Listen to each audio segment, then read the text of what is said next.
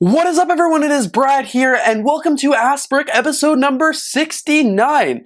I cannot believe I've actually done 69 of these episodes. In 2 weeks, it will be episode number 70. I've also been really good at getting these out every 2 weeks like I said I would. So I'm gonna try and keep that up. Today, I've got a ton of really great questions that I'm really excited to answer for you guys. So let's just jump right into it. Alright, so the very first question here is from Cindy Hernandez, and this is going to be a question that's going to make my friend Duck Bricks upset, but the question is, do you have any Bionicle Lego? So unfortunately, Cindy, the answer is no. I don't actually own any LEGO Bionicle, probably with some exception of some loose Bionicle bricks that I've received over the years from like bulk LEGO purchases or used lots. Despite all of the LEGO that I have around my LEGO room here, the thousands of LEGO sets and thousands of LEGO parts on my bookshelves, not a single one of them is going to be Bionicle. Unfortunately, it's just not a theme that I really loved or really wanted to collect. I'm more into the traditional LEGO Systems bricks, so you'll see a ton of LEGO System bricks around my LEGO room, and unfortunately Bionicle's just not one of them. It's not a theme that I hate, don't get me wrong. I don't see the hype behind it, I don't understand the lore behind it, but I guess it is like, it's a big thing that a lot of people used to collect. I just wasn't a huge fan of the action figures as a kid, and Bionicle came out before I was like super into LEGO, so that's why I haven't bothered collecting it. I bet if I understood the lore a little bit more and the backstory, I'd probably be interested in getting some more LEGO Bionicle, but unfortunately, I don't have any Bionicle in my collection, and I don't have any plans to get any, and I'm certainly not one of those LEGO fans that is like, bring back Bionicle. That's just not me, I'm sorry. In a few episodes ago, I actually showed off my LEGO passport collection of all the passports that I've picked up over the years from LEGO stores, and I got a lot of questions about them. So the first question is from Fidget Plus 1483. Ask Brick, where did you get your LEGO passports? So I kind of already answered this, but you can get these passports at pretty much any LEGO store.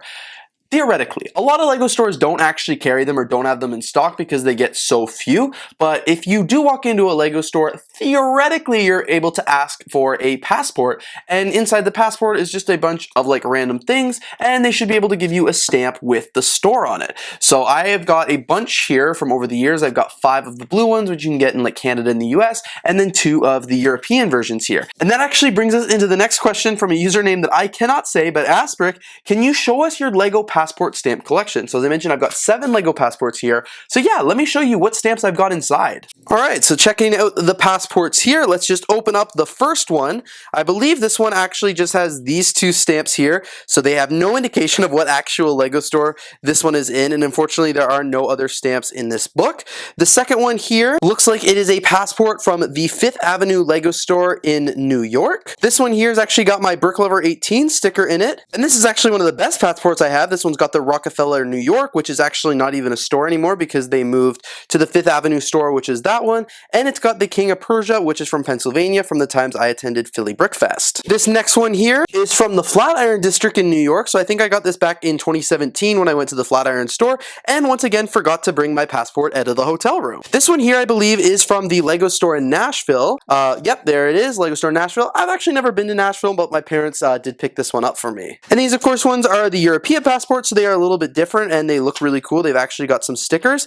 This one is from the London LEGO store, which is the Leicester Square in the United Kingdom, which is really awesome, and it came with 4 other really cool and unique stamps, and this one, like I said, is a little bit more of an interesting passport than the other ones. And I also have the LEGO House one stamped here. 2018 is when I went, and Home of the Brick. And finally, the last LEGO passport that I have here is another one from Denmark. This one I think I got on the first day when I forgot my London one and didn't know if I'd come back, but it is the Home of the Brick stamp here. I gotta get better at these for sure. So lots of pretty cool stamps there. I love the passport collection. I wish I was actually better at getting them filled out. I'm notorious for leaving my passport at home or in my hotel room, or just not even thinking about it when I go to a LEGO store. Like, that's why I have 7, because I can never remember it, first of all, and then even when I do think of it, I get another one, or I honestly just don't care enough. If I had one passport with all the stamps in it, I think I'd like it a little bit more, but because my collecting of the passport stamps is so far gone, I honestly don't even worry about it anymore. Ooh, I'm really excited to answer this next question. This one's from Hazen Cloud. Ask Brick, for the average consumer, what am I possibly going to do with Pick-a-Brick parts?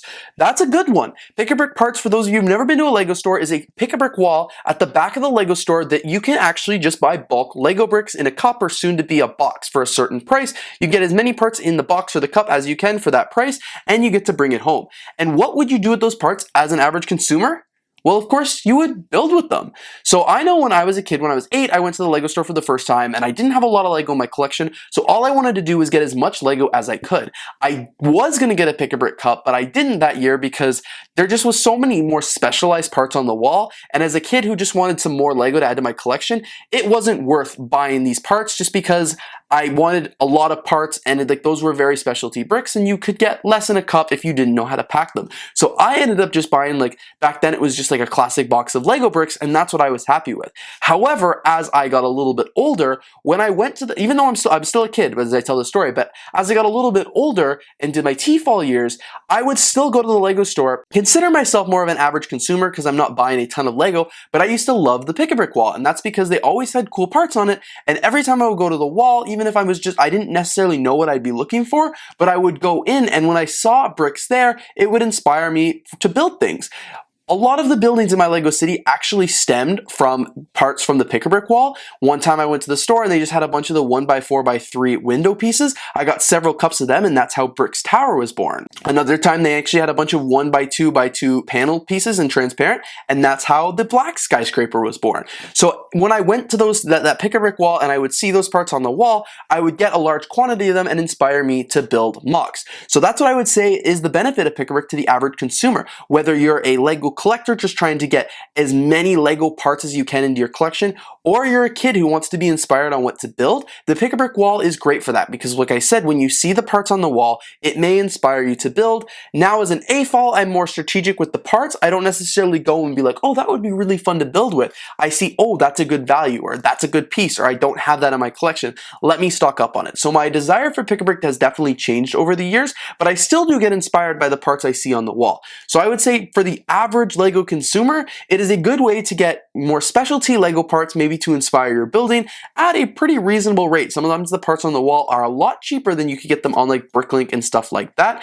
And I don't think the Pick-a-Brick wall is just for AFOLs who have a very specific purpose or want to build their LEGO collection. I do think the Pick-a-Brick wall is really good for anyone. So if you don't see the value or you don't see the benefit of the Pick-a-Brick wall right now as the average consumer, I would encourage you to go to your local LEGO store and just look at the wall and see what parts are there and see if you can be inspired to build something from the parts you see. Maybe you also using parts from your own collection, but the big part of the build from parts you see there. But it's also just a good way to get a bunch of LEGO bricks, and sometimes they even have really basic bricks like brick bricks and stuff like that. So definitely it's I would honestly say the Pick-a-Brick wall is good for anyone. A few weeks ago now, when I made the videos all about the new LEGO CMFs, a lot of people were commenting on that about the decision to change to boxes, but one comment I got in particular was, do you understand how CMF works? They are supposed to be blind. And I wanted to address that in this video because yes, I totally get that. When I made the video talking about the new LEGO CMFs, which I actually have a box right here, I talked about how you can no longer identify what minifigure is in the box because you can't see anything. You have to do it by weight if you want to identify the minifigure. LEGO CMFs have always been blind bags. You've never been able to look at a bag and see which figure is inside, but you used to be able to use the feeling method, which is obviously gone because they're now boxes. I do know they're supposed to be blind, and that's why they're called blind minifigures or blind bags or surprise bags, whatever you may have them. But it was kind of a little bonus for us to be able to get to feel which minifigure was inside. Yes, part of that video was complaining the fact that you no longer get to know which minifigure is inside. I do miss the fact that I could feel the minifigures. That was part of the hunt for it because it added a nice edge. Some people are not going to feel their minifigures and are just going to buy them randomly, and some people are going to feel their minifigures. You had a choice. I would sometimes do both. If I had time, I'd feel them. If I didn't have time, I'd just buy a bunch of random bags. So yes, part of the video was complaining the fact that you can no longer feel. But despite saying that, I never once called for LEGO to make them not blind bags anymore because I do think that would defeat the purpose of collectible minifigures. If you could see exactly which figure you're getting, there's not really much reason to collect them anymore, in my opinion. It takes away a lot of the fun of it, I would say. I did enjoy the fact that they were blind. I don't think LEGO, controversially, I don't think LEGO should switch to a non-blind system. I still think they should be blind bags. I just don't like how they switched to the cardboard boxes because now it completely takes the choice from the consumer of feeling it or not feeling it. And we haven't even gotten started by the fact that everybody's just ripping open those boxes and taking the minifigure part. Or even worse, they're not taking the minifigure parts and everybody's just looking at the minifigure, seeing what's inside, and you can't sell it anyway now. So I think that's one of the biggest problems with the new blind boxes. It's not necessarily the fact that you can't feel it. It's just, it's going to drive the price of minifigures up. And honestly, I give it 1 or 2 series because they probably already produced the next series, but I give it a few series before they have to do something and make another change because I just don't think these boxes are sustainable. But yeah, I know how LEGO CMFs work. I don't necessarily think they should not make them blind, but I do miss the fact that when they were blind, you could still sometimes be able to feel what was inside. So I think LEGO's going to have to reverse their decision on the boxes, but we'll have to wait and see. Asprick, you made a video recently talking about how you kept all your LEGO instruction manuals and scanned them for the new LEGO Insiders points. Do you regret keeping your LEGO instruction manuals even though you got some points? So I've been keeping all my LEGO instruction manuals since I started collecting LEGO. They're all just under my LEGO City table. Unfortunately, they're not organized or anything like that. And recently I made the video where I scanned all of the eligible instruction manuals from 2018 till now, where I received $23 in LEGO Insiders points bonus. And no, I do not regret keeping my instruction manuals at all. The only thing I regret about my LEGO instruction manuals is the fact that I don't actually have them sorted better.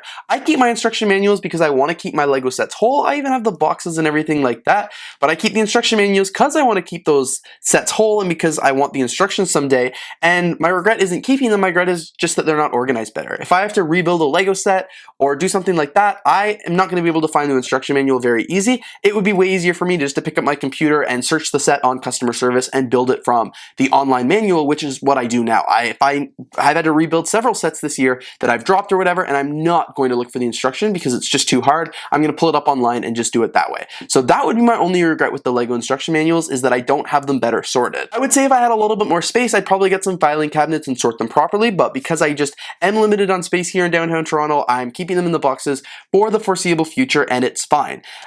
I do think it was worth scanning the instruction manuals to get, I spent 40 minutes and I got $23 from it, so that was a pretty good use of my time, I would say, to get that money and to get those instruction manuals scanned, and now as I go, it's going to be a lot easier. So I'm glad that I saved them. If I would have tossed them out and recycled them, I would have lost out on $23 whole.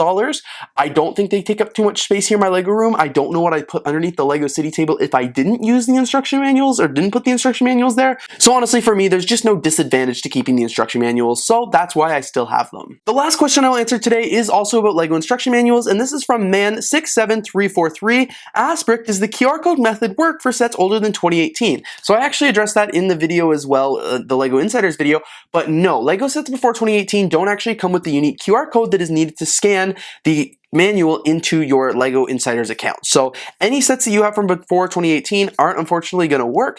I still have the instruction manuals for that, and I went through a lot of them just to make sure no QR code snuck in there. But yeah, unfortunately, anything before 2018 doesn't have that QR code that you need to get the Insiders points, but hopefully LEGO sets for the near future will continue, obviously, to have them. Anyway, thank you guys so much for watching today's video. If you did enjoy, please don't forget to leave a like, comment, and of course, subscribe. This has been Asprick, episode number 69. Of course, if you do have questions for next week's episode or the following weeks, please leave them down in the comments below with the hashtag Asprick, and I promise I will get to them. Anyway, you guys, thank you so much for watching today's video. If you did enjoy, don't forget to leave a like, comment, and of course subscribe, and I'm looking forward to seeing you here in the next video.